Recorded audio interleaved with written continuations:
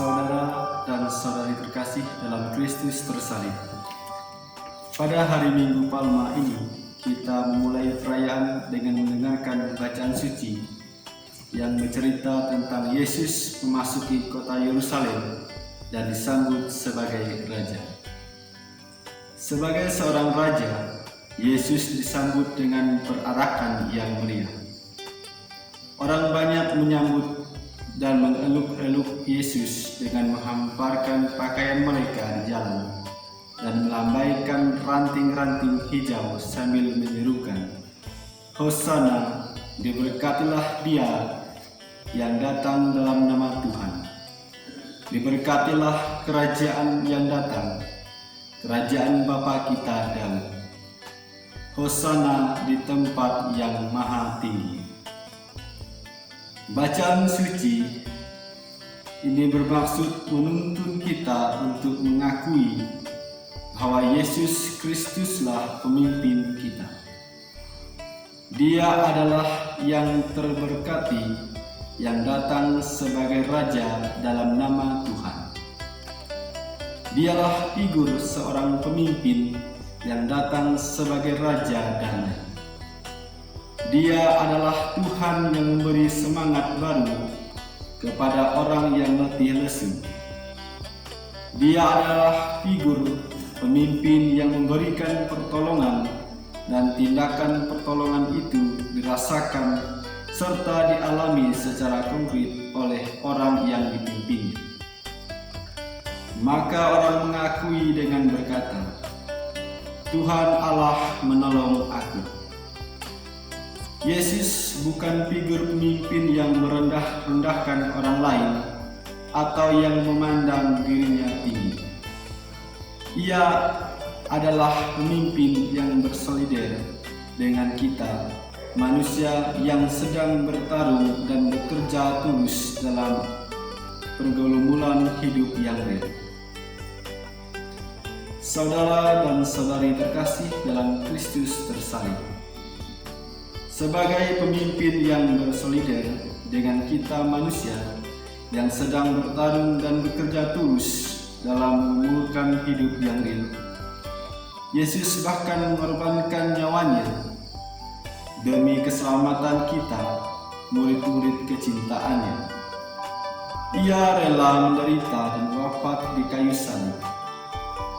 Inilah pesan selanjutnya dari perayaan Minggu Palma. Ketika kita mendengarkan Injil kisah sengsara Yesus dalam liturgi Ekaristi. Saudara dan saudari terkasih dalam Kristus tersalib, Yesus yang adalah pemimpin kita dengan penuh cinta serta setia dan tanpa mengeluh menerima salib. Pemikulnya jatuh dan bangun di tengah ejekan dan siksaan demi keselamatan kita murid-muridnya. Ia memberi contoh kepada kita tentang menjadi manusia bagi sesama, tentang berkorban untuk kebahagiaan sesama, tentang menderita demi cinta. Lebih lanjut kita merefleksikan bahwa penderitaan Yesus adalah bentuk dari kesiapsediaannya menerima kehendak Bapa. Sikap yang diambil Yesus dengan bersedia mati di kayu salib merupakan perwujudan kesediaannya menerima kehendak Bapanya demi membawa manusia kepada kemuliaan. Dengan semua rasa sakit dan siksaan, salib dan kematian, Yesus hadir sebagai pengenapan nubuat Nabi Yesaya yang berbunyi, "Aku memberi punggungku kepada orang-orang yang mencabut janggutku. Aku tidak menyembunyikan mukaku ketika aku dinodai dan diludahi." Semua penderitaan berat ini dialami oleh Yesus karena cintanya yang begitu kuat dan dalam bagi umat manusia.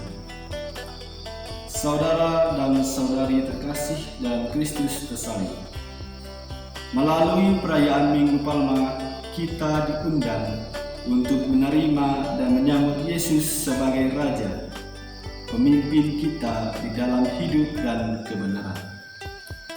Kita membuka diri untuk dikuasai oleh Yesus, Dia yang walaupun dalam rupa Allah tidak menganggap kesetaraan dengan Allah, melainkan telah mengosongkan dirinya dan mengambil rupa seorang hamba dan menjadi sama dengan manusia, dan telah merendahkan diri serta taat sampai mati, bahkan sampai mati di kayu salib untuk keselamatan kita.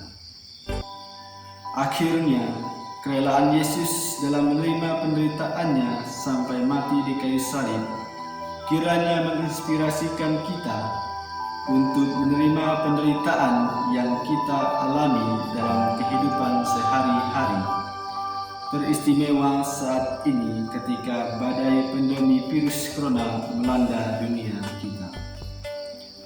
Dalam iman, marilah kita menyatukan pengalaman penderitaan kita dan sesama kita dengan penderitaan Kristus di salib.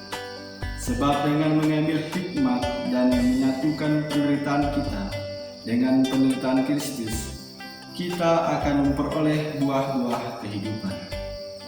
Semoga hati kita terus terbuka untuk dipimpin dan dituntun oleh Sang Raja Agung yang rendah hati, Yesus Kristus Juru Selamat kita. Amin.